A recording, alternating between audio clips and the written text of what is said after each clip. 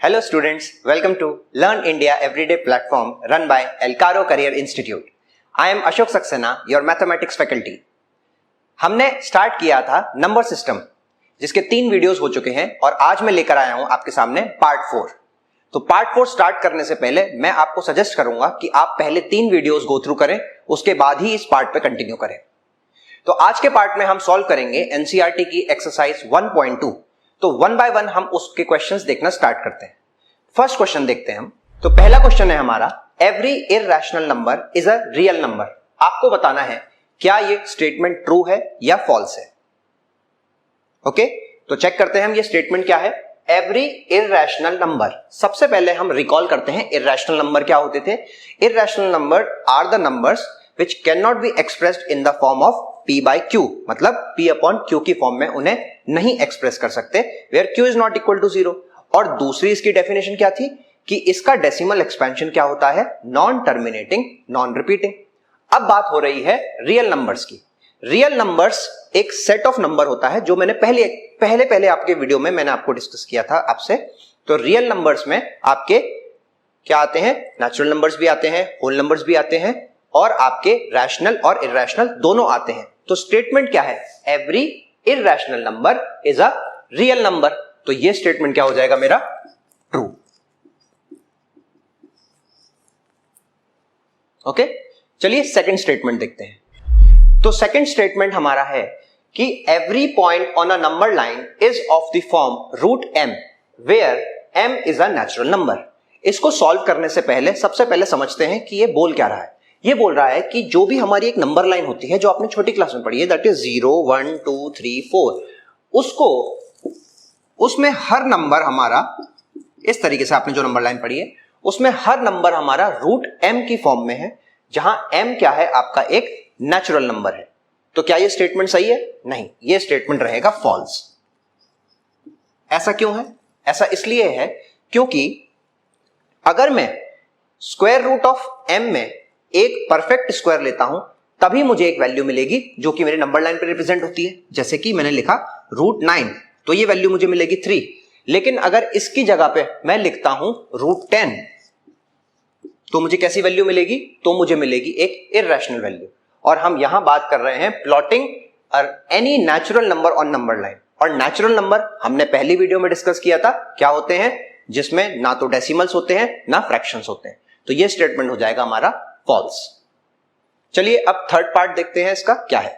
तो third part है इसका आपका, every real number is an irrational number. ये हमारे फर्स्ट पार्ट के जैसा ही है, बिल्कुल उसका उल्टा स्टेटमेंट. वहां क्या बात हो रही थी कि इररेशनल नंबर जो है वो आपका क्या है, रियल नंबर है. लेकिन यहां उल्टी बात हो रही है, मतलब every real number is an irrational number. ये स्टेटमेंट तो फॉल्स हो जाएगा क्योंकि जो हमारे रियल नंबर्स होते हैं इसमें हमारे क्या क्या आते हैं, इसमें हमारे नेचुरल नंबर भी आ जाते हैं, इसमें हमारे होल नंबर्स भी आ जाते हैं, इसमें हमारे इंटीजर्स भी आ जाते हैं,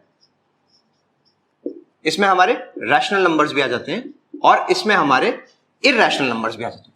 तो रियल नंबर के अंदर ये सारे नंबर्स आते हैं. लेकिन ये जो स्टेटमेंट है कि हर नंबर ही आपका इररेशनल नंबर होगा, ये स्टेटमेंट गलत हो जाएगा.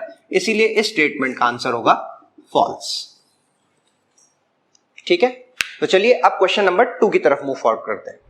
क्वेश्चन नंबर 2 में आपसे पूछा जा रहा है, अभी मैंने आपसे डिस्कशन किया कि क्वेश्चन नंबर 2 की अगर मैंने बात करी, सबसे पहले मैं बात कर रहा हूं कि परफेक्ट स्क्वायर क्या होते हैं. यह समझने से पहले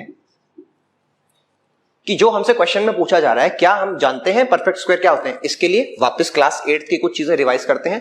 पहली चीज, परफेक्ट स्क्वायर क्या होता है, अगर मैं सेम नंबर को 2 टाइम्स मल्टीप्लाई कर दूं तो मुझे परफेक्ट स्क्वायर मिलता है. जैसे 25, जैसे 36, जैसे 49, जैसे 64 एंड सो ऑन. ये बनते हैं मेरे परफेक्ट स्क्वायर. और कभी भी परफेक्ट स्क्वायर जो होता है आपका, अगर मैं उसका स्क्वायर रूट करूंगा, किसी भी परफेक्ट स्क्वायर का अगर मैं स्क्वायर रूट फाइंड आउट करूंगा तो आंसर हमेशा मेरा क्या आएगा, मेरा हमेशा आंसर आएगा रैशनल. जबकि अगर मैं किसी other number apart from any perfect square number other than a perfect square अगर मैं इसको फाइंड आउट करूंगा तो इस केस में क्या मेरा आंसर रैशनल आएगा? नहीं, इस केस में मेरा आंसर आ जाएगा इरैशनल। तो इस क्वेश्चन का आंसर क्या हो जाएगा? इस क्वेश्चन का आंसर होगा मेरा नो। ओके, तो चलिए अब मूव फॉरवर्ड करते हैं क्वेश्चन नंबर 3 पे। क्वेश्चन नंबर 3 हमारा बोल रहा है, इसके लिए इस क्वेश्चन को आपको समझने के लिए आपको एक छोटा सा कॉन्सेप्ट समझना पड़ेगा जिसको हम बोलते हैं पाइथागोरस थ्योरम। पहले हम उस कॉन्सेप्ट के बारे में बात करेंगे, फिर हम इस क्वेश्चन के बारे में बात करेंगे, क्योंकि उस कॉन्सेप्ट को समझने के बाद ये क्वेश्चन सॉल्व करना आपके लिए बहुत ईजी हो जाएगा।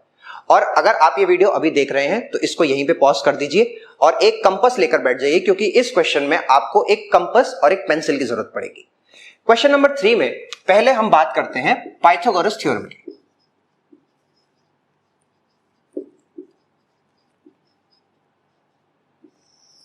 पाइथागोरस थ्योरम क्या होता है? एक राइट एंगल ट्राइंगल की हम बात करेंगे। एक राइट एंगल ट्राइंगल होता है जिसमें एक साइड होती है उसको हम बोलते हैं परपेंडिकुलर, इस साइड को हम बोलते हैं बेस और इस साइड को हम बोलते हैं हाइपोटेन्यूज। किसी भी राइट एंगल ट्राइंगल में hypotenuse is always the greatest side. तो सर क्या रिलेशन रहता है इनका? इनका रिलेशन हमेशा रहता है h square is equal to P square plus B square. Sir ये डेरिवेशन कैसे आया? इस डेरिवेशन के लिए एक कॉन्सेप्ट आप क्लास 10th में पढ़ेंगे, सिमिलरिटी, वहां आप सीखेंगे कैसे ये रिलेशन आई। अभी हम ये क्यों डिस्कस कर रहे हैं? ताकि इस क्वेश्चन का इसको हम यूटिलाइज करेंगे हमारे क्वेश्चन नंबर 3 में। तो सर क्वेश्चन नंबर 3 कैसे फॉलो होगा? सबसे पहले आप एक स्केल लीजिए, स्केल में आप एक 2 सेंटीमीटर की लाइन ड्रॉ करिए। 2 सेंटीमीटर की आपने एक लाइन ड्रॉ कर ली, मान लेते हैं 2 सेंटीमीटर की। इस पॉइंट 2 से आप एक 90 डिग्री पे 1 सेंटीमीटर की लाइन ड्रॉ करिए। ओके, ये एंगल आपका एकदम स्ट्रेट लाइन होनी चाहिए 90 डिग्री। अब आप इसको 0 से इस पॉइंट पे ज्वाइन कर दीजिए। जैसे आपने इस पॉइंट को ज्वाइन किया, इस पॉइंट को आप नाम दे दीजिए A और इस पॉइंट को नाम दे दीजिए B। ओके, अब मैं बात करूंगा ट्राइंगल OAB की। इन ट्राइंगल OAB अगर आप ध्यान से देखेंगे इस ट्राइंगल को, आपको एक राइट एंगल ट्राइंगल दिखेगा और अगर राइट एंगल ट्राइंगल है तो यहां पाइथागोरस थ्योरम भी अप्लाई होगा।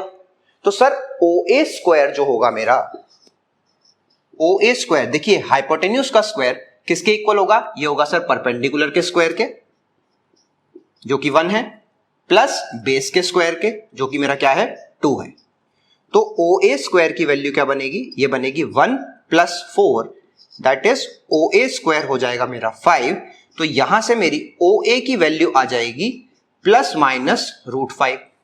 लेकिन सर ये तो 2 वैल्यूज आ गई, इसमें हम नेगेटिव वैल्यू को हमेशा रिजेक्ट करेंगे, क्योंकि साइड क्या है? एक फिजिकल क्वांटिटी है, साइड कभी भी नेगेटिव पॉसिबल नहीं है। इसलिए इस केस में आप नेगेटिव जो क्वांटिटी है उसको आप करेंगे रिजेक्ट। तो OA की वैल्यू आ जाएगी आपकी √5 सेंटीमीटर। अब आपने √5 सेंटीमीटर की वैल्यू आपने फाइंड आउट कर ली, दैट इज ये जो आपने लाइन ड्रॉ करी है ये हो गई आपकी √5। अब आप क्या कीजिए, आप एक कंपास लीजिए, कंपास का पॉइंटेड पोर्शन आप रखिए इस पॉइंट O पे और आपकी पेंसिल जो है उसको ओपन करिए पॉइंट A तक, यानी कि आपकी कंपास का रेडियस होना चाहिए OA।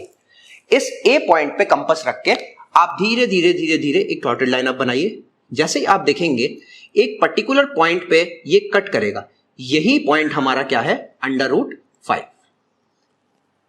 तो इस क्वेश्चन में हमने सीखा कि स्क्वायर रूट ऑफ 5 को कैसे प्लॉट करते हैं। ऐसे ही हम किसी और स्क्वायर रूट को प्लॉट करना हो तो यही कॉन्सेप्ट यूज कर सकते हैं। होमवर्क में चाहता हूं कि आप √3, √7, √11 इन सबको प्लॉट करें और कमेंट सेक्शन में मुझे बताएं क्या आप ये प्लॉट कर पाए या नहीं कर पाए। तो ऐसे ही अच्छे वीडियोस के लिए जुड़े रहें हमारे चैनल के साथ। Thank you very much.